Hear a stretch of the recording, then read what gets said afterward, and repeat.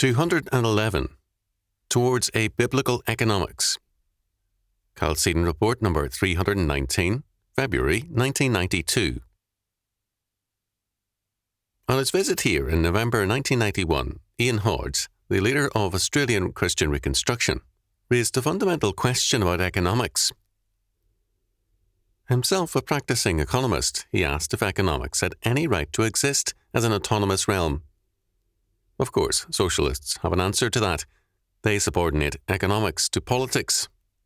But what is the Christian solution? The Christian must begin by separating himself from the world of John Locke.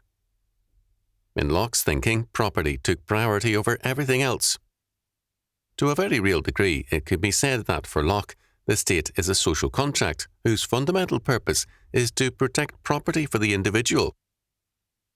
In his second treatise on civil government, Locke said, "Though the earth and all inferior creatures be common to all men, yet every man has a property in his own person. This nobody has any right to but himself. The labour of his body and the work of his hand, we may say, are properly his. Whatsoever then he removes out of the state that nature hath provided and left in it, he hath mixed his labour with it, and joined to it something that is his own, and thereby makes it his property. It being by him removed from the common state nature placed it in, it hath, by this labour, something annexed to it that excludes the common right of other men. For this labour being the unquestionable property of the labourer, no man but he can have a right to what is once joined to, at least where there is enough, and as good left in common for others." Chapter 4, paragraph 27. We have here the foundation for non-biblical capitalism, as well as socialism in every form. We have the essential ingredient for the labour theory of value, and labour's, quote, right, end quote, to property. Although John Locke paid lip service to Christianity, he did not recognize God's sovereignty over man and the earth, nor man's status as a steward or trustee under God. Neither did Locke recognize the fallen nature of man, because his belief, after Aristotle and Aquinas, in the mind of man as an innocent and blank tablet, undercut the basic premise of Christian faith, man's fallen estate and his need of a saviour. Having separated property from a theological to a natural origin, he became thereby the father also of Marxism. If property is not under God, the earth is the Lord's, and the fullness thereof, the world and they that dwell therein. Psalm 24, verse 1. Why should it be under the individual's rather than the community's control? The world of Locke leads straight to Karl Marx. Now, God's law not only controls property, not taxable by the state because under God, it also controls money and debt. The law against false weights and measures had essential reference to money. Gold and silver were not coined, but were used by weight.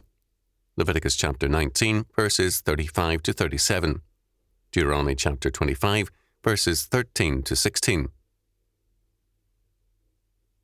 American coinage began by weight, a $20 gold piece being an ounce of gold, 90% fine, and so on. Debts could not be contracted by believers beyond 6 years. Deuteronomy chapter 5, verses 1 to 11. They were cancelled in the 7th or sabbatical year. When Rome fell, the land tax disappeared, although William Carl Bark, in Origins of the Medieval World, 1958, page 14 following, could not understand why. As Christianity began to penetrate the European mind, men's views began to change. A man's affairs were everybody's business. A debt was seen as a promise, a commitment which had community-wide ramifications. In England, Magna Carta forbade the seizure of any man's land or person for debt. Every man was king in his own palace under God. Neither the debtor's person nor his land could be seized. The sheriff could go on receiving rent and other income from the land until the debt was paid, but he could not take the land. The United States reverted to this for a time after the War of Independence. Talk of Magna Carta was not hyperbole, but an insistence on Christian freedom. Moreover, as religion was a state matter, So was business. The idea of a just price did not mean taking a loss. It meant that a man could not take advantage of a crisis to charge a price far in excess of his cost. While the guilds had a monopoly, they also had a responsibility to make good the dishonesty or debt of a member. See Hugh Barty King, The Worst Poverty, A History of Debt and Debtors, 1991, page 116. Roman law, in its fundamental 12 tables, gave a creditor the right to seize and dismember the debtor and to sell his wife and children into perpetual slavery. This premise in part came into English law, although Cromwell sought to alleviate it. Another evil borrowing was the essential Roman legal premise. The welfare of the state is the highest law. This now governs all countries. After Locke, the debtor's prison became an increasing force in English life. A man sent to a debtor's prison was not discharged until his debt was paid. Unlike other prisoners, he was not fed, so he routinely starved to death. Many of these debtors were men who lost everything in some natural disaster. From 1750 to 1950, 10,000 or so debtors were sent to prison each year. Imprisonment for ordinary civil debt was abolished by statute in 1970. Barty King, page 173. Contemporary culture, being consumption rather than production-oriented, has seen a startling increase in debt, unprecedented in all of history. The result is a debt-ridden world, currencies with only debt behind them, and a coming worldwide economic collapse. Economics separated from religion, from a biblical theology, are leading to history's greatest disaster. If economics be separated from biblical faith, it becomes a form of totalitarianism. The marketplace becomes the new god, and all things are governed by the premises of Lockean economics. I am regularly told by some that they cannot support me because they do not believe in non-profit activities. This would eliminate all churches and charities and good music and replace God with the marketplace. Not surprisingly, it leads, as Lou Rockwell and Murray Rothbard have often said, to libertinism. I have been told by such economic totalitarians that prostitution is good because it operates in terms of a free market, whereas marriage does not. Totalitarianism bears more labels than simply Marxism and fascism. If all of life is a stewardship under God, and all property and economic activity are stewardships, then our contemporary economic theories of the right and the left are alike immoral.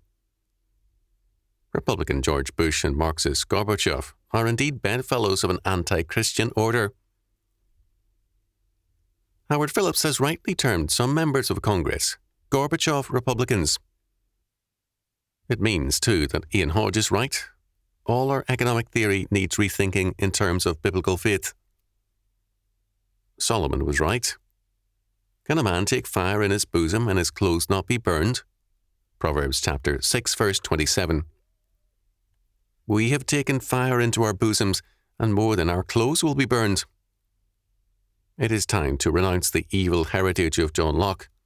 May God have mercy on us, but some Christian schools have in effect canonized him. We cannot begin our economic theories with property nor anything other than the triune God and his law word. In every sphere of life and thought, this must be our starting point. But the church has become antinomian with respect to God's law and devout nomians with respect to man's law. There is no fear of God before their eyes. Psalm 36, verse 1. To them we can say, when we believe and obey God, Come and hear, all ye that fear God, and I will declare what he hath done for my soul. Psalm 66, verse 16.